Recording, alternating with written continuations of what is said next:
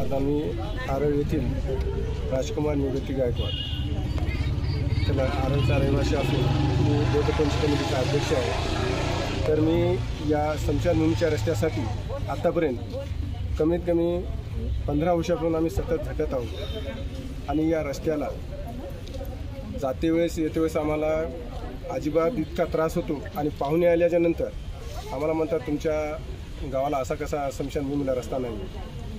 आणि या रस्त्यासाठी वारंवार आम्ही तहसील मॅडमला याच्या अगोदरचे वेळी तहसीलदार यांना भेटलो आणि काही जणांनी पंचनामा मागच्या 4 महिन्याखाली पंचनामा केला आणि त्याचा कोणताही पाऊल उचलला नाही। स्मशानभूमीला जात असताना प्रेत जर खांद्यावर घेतलं तर त्या माणसाला बरोबर चालता येत नाही। एकदम एका साईडला प्रेत जातं आहे, एकदम काही वेळेस प्रेत घेऊन सुद्धा खाली कवरणल्या गेलेले आहेत बरेच वेळेस। तर ते आम्हाला सावरण्यासाठी खूप सावधगिरीने जावं लागतं आणि पावसाळ्याच्या काळामध्ये तर आम्हाला जाण्यासाठी तर इतका भयानक त्रास होतो। पण नाही झालं। आत्ता त्यांना आम्ही तहसीलदार मॅडमला नेमकंच त्याच्या अगोदर मी निवेदन दिलेले आहेत, 5 वेळेस निवेदन दिलेत आत्तापर्यंतचे।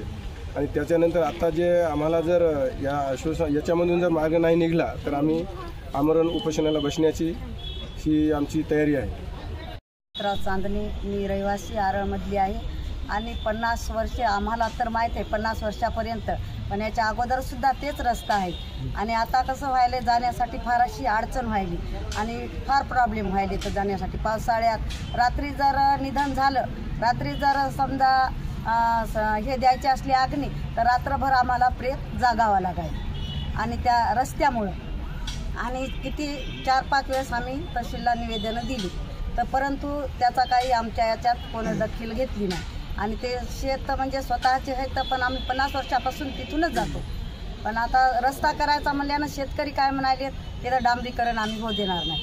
पण आता जे स्मशानमध्ये जातं जाळण वगैरे न्यायचं म्हणल्यावर पावसाळ्याच्या भलत्या अडचणी यायल्या आणि पाहुणे रावणे आले तर म्हणाले तर तुमचं गाव एवढं मोठं आणि तुम्हाला स्मशानला जायला रस्ता नाही। त्याच्यामुळं आम्ही महिलांनी यावेळेस पुढाकार घेतलेला आहे आणि तहसीलदार मॅडमला निवेदन दिलेले आहे। या आमच्या रस्त्याचं त्यानं काहीतरी केलं तर बरं आहे, ना तर आम्ही आमरण उपोषणाला बसणार आहे।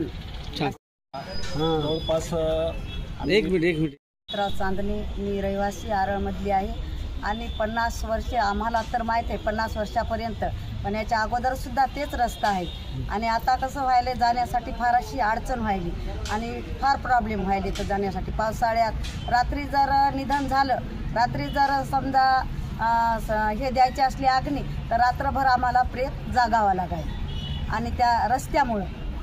आणि किती 4-5 वेळेस आम्ही तहसीलला निवेदनं दिली तर परंतु त्याचा काही आमच्या याच्यात कोणी दखल घेतली नाही। आणि ते शेत म्हणजे स्वतःचे आहे तर पण आम्ही 50 वर्षापासून तिथूनच जातो।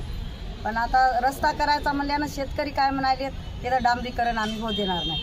पण आता जे स्मशानमध्ये जातं जाळण वगैरे न्यायचं म्हणल्यावर पावसाळ्याच्या भलत्या अडचणी यायल्या आणि पाहुणे रावणे आले तर म्हणाले तर तुमचं गाव एवढं मोठं आणि तुम्हाला स्मशानला जायला रस्ता नाही। त्याच्यामुळं आम्ही महिलांनी यावेळेस पुढाकार घेतलेला आहे आणि तहसीलदार मॅडमला निवेदन दिलेले आहे। या आमच्या रस्त्याचं त्यानं काहीतरी केलं तर बरं आहे, ना तर आम्ही आमरण उपोषणाला बसणार आहे।